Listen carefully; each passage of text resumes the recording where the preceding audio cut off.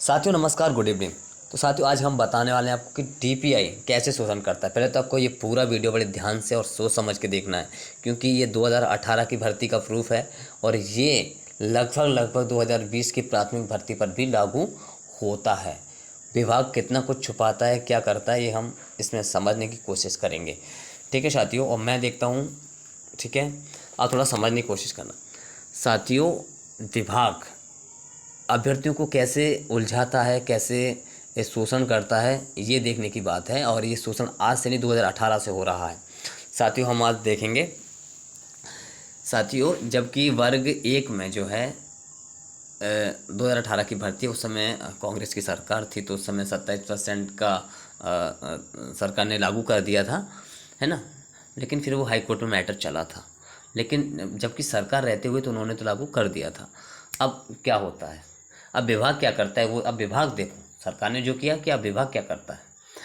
तो साथियों जैसे कि आपको पता होगा कि वर्ग 18 की 2018 की भर्ती, 2023 वाली भर्ती में तो 13% अनरिजर्व और 13% रिजर्व कैटेगरी में, जो ओबीसी कैटेगरी, उसमें होल्ड किया गया। लेकिन 2018 की भर्ती में ऐसा नहीं था। ठीक है, ऐसा बिल्कुल भी नहीं था। और उस समय इन्होंने क्या किया, जो भर्ती प्रक्रिया में क्या किया, कितना रिजर्वेशन दिया ओबीसी को, और ठीक है, और कितना बोलते हैं, और कितने पदों को इन्होंने खाया। साथियों तो हम बारी बारी से थोड़ा सा इसकी टिप है वो पढ़ लेते हैं। एजेंडा बिंदु 2, ठीक है, अन्य वर्ग की भर्ती विषयक 2019 के विज्ञापन के आधार पर ऐसे विषय जिनमें उच्च न्यायालय में याचिकाएं लंबित थीं, उनमें 14% की सीमा में नियुक्ति आदेश जारी किए गए थे। मतलब 14% ही जारी किए गए, उससे ज़्यादा नहीं किए गए। तथा जिनमें याचिकाएं नहीं थीं उनमें यथा उच्च माध्यमिक शिक्षक में के 16 में से 12 विषयों में 27% के आधार पर, तथा माध्यमिक शिक्षकों के 7 में से 5 विषयों में 27% के आधार पर नियुक्ति की गई। कितना झूठ बोलता है विभाग। इनकी झूठ अभी खुद अपने हाथ से सबूत दे रहा है विभाग कि मैं कैसे झूठ बोलता हूँ। ठीक है, इसके विरुद्ध माननीय उच्च न्यायालय जबलपुर में अवमानना प्रकरण 2179/2021 प्रचलित है। उच्च माध्यमिक विषय में देखना कैसे कैसे इन्होंने रिजर्वेशन दिया है। बायोलॉजी हम सब्जेक्ट देखेंगे। विज्ञापित पद कितने हैं, 439। कार्यरत कितने हैं, 365। शेष रिक्तियाँ 74 हैं। और कुल विज्ञापित पदों में से, जो विज्ञापित पद है ना 439, भर्ती का प्रतिशत 21, मतलब कितना ओबीसी को मिला, 21%। ठीक है, हाईएस्ट इसमें 22% से ज़्यादा ओबीसी को रिजर्वेशन नहीं मिला है। विभाग कितना बोल रहा है कि हमने 27 दिया है, बस 4 जो बाकी जो 4 विषय हैं वर्ग एक के, उसमें हमने 14 दिया है, बाकी सब में हमने 27 दिया है 12 सब्जेक्टों में। कहाँ दिया है सब्जेक्ट, केमिस्ट्री में देख लो आप 160, 136, 24, और देख लो 19%। कॉमर्स में देख लीजिए 22%, इकोनॉमिक्स में देख लीजिए आप 20%, इंग्लिश में आप देख लीजिए 22%, जियोग्राफी में आप 14%, है ना, हिंदी में आपको देखिए 22%, हिस्ट्री में 16%, होम साइंस में 14%, और सबसे कम किस में दिया है तो आप देख लीजिए एग्रीकल्चर में दिया है। ये देख लो कितना दिया है, 9%। कहाँ का, ना तो तुमने 14 का छोड़ा, ना तुमने 27 का छोड़ा। ठीक है, या तो पूरा 27 देते या फिर 14 देते। ठीक है, जिससे अनरिजर्व कैटेगरी में जो क्योंकि वो अनरिजर्व ऐसी कैटेगरी है जिसमें कोई विशेष वर्ग की कैटेगरी नहीं है, वो उसमें हर वर्ग का व्यक्ति उसमें सिलेक्शन ले सकता है ना, हर वर्ग का व्यक्ति सिलेक्शन ले सकता है। तो अगर आप 14% का देते ओबीसी को, तो कम से कम अनरिजर्व में अदर कैटेगरी के लोग तो भी सिलेक्शन ले लेते हैं, कम से कम इतना तो रहता। अब क्या होता है, आपने यहाँ पे कर दिया, है ना, आपने 27 भी नहीं दिया यहाँ पे, तो किसी में भी 27 नहीं, एक में भी 22 से ज़्यादा नहीं है। कम से कम तो आप देख लीजिए 9, 13, है ना, और ये सब है इसमें। जब आपको 27 देना नहीं था तो 14 दे देते, तो कम से कम अनरिजर्व में बाकी कैटेगरी के लोग तो जा सकते थे, सिलेक्शन ले सकते थे। अब आपने उनको सीमित कर दिया अपनी कैटेगरी में, जो कहाँ फंसे रह गए, सब नहीं पहुंच पाए। और अनरिजर्व को भी घाटा रहा ही है। अनरिजर्व को घाटा देखो कैसे रहा है, क्योंकि अनरिजर्व कोई किसी एक वर्ग की कैटेगरी नहीं है, वो उसमें सभी कैटेगरी के, उसमें सभी कैटेगरी के अभ्यर्थी सिलेक्शन ले सकते थे। तो वो भी उसमें भी हुई ना, जिसका सिलेक्शन अनरिजर्व में होना था वो अपनी कैटेगरी में रह गया। ठीक है ना, जिसके और जो निचले क्रम के अभ्यर्थी थे उनका भी सिलेक्शन नहीं हो पाया। ठीक है, तो इस प्रकार उन्होंने शोषण किया। तो ये 2000 में साथियों, ये जो आंकड़ा है ये सिर्फ 2018 पे भर्ती पे ही जारी नहीं होता, ये 20 में भी ऐसा इन्होंने किया है।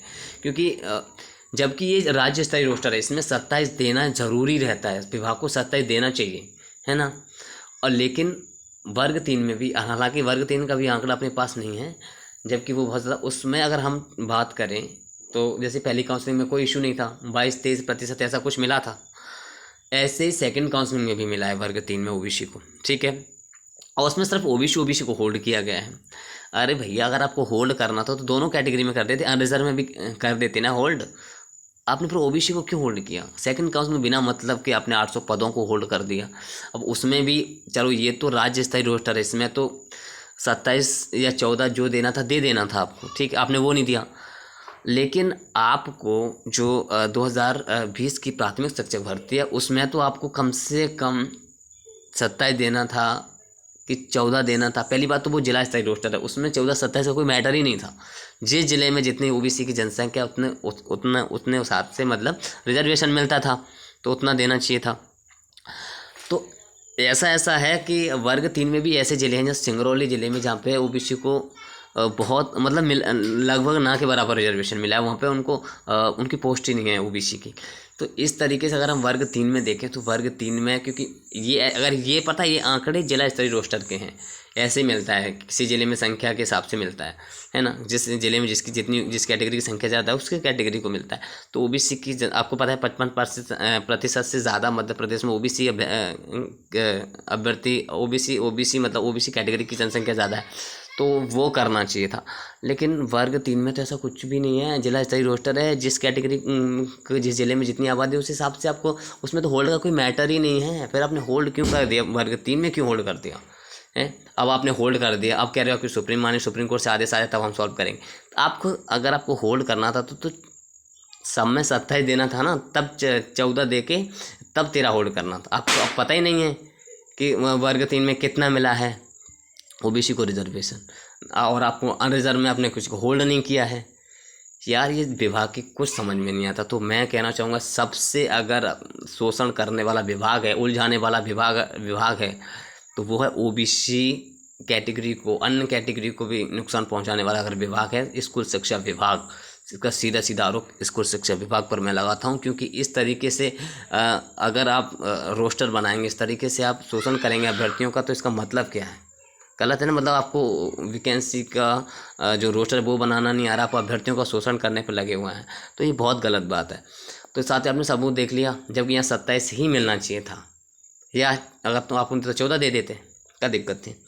वर्ग 3 में तो सरकार, मैं कहूँ अगर हम वर्ग 3 का भी आंकड़ा ऐसे निकलवाए ना, तो विभाग को जवाब देते नहीं बनेगा विभाग को, कि विभाग क्या जवाब दे, ठीक है ना। तो इस तरीके से शोषण करता है विभाग, ठीक है। तो ये सबूत के तौर पे मैं आपको बता रही हूँ, बिल्कुल रियल और बिल्कुल ऑथेंटिक है, ठीक है।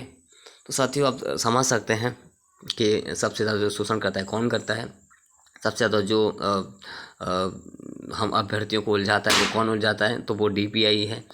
सभी कैटेगरी का जो शोषण करता है वो भी ठीक, वो डीपीआई है। और सबसे ज़्यादा शोषण होता है वो ओबीसी का होता है, मैं बिल्कुल तरीके से कह सकता हूँ। क्योंकि अरे, आपको देना है 14 देना है कि 27 देना, क्लियर करके करो ना।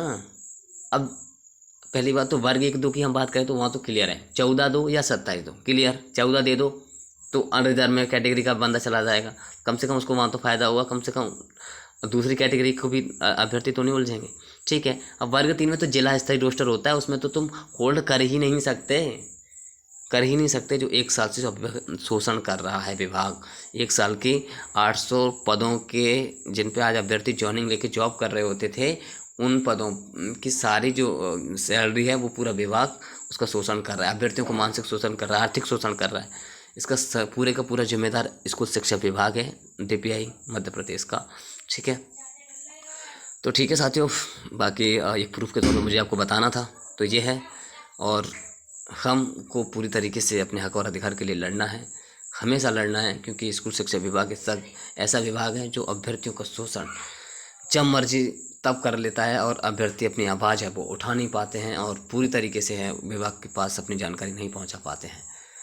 तो ठीक है साथियों, शेयर कर देना वर्ग 1 2 3 सभी अभ्यर्थियों को, और उनको बता देना कि देख लो क्या कर रहा है विभाग।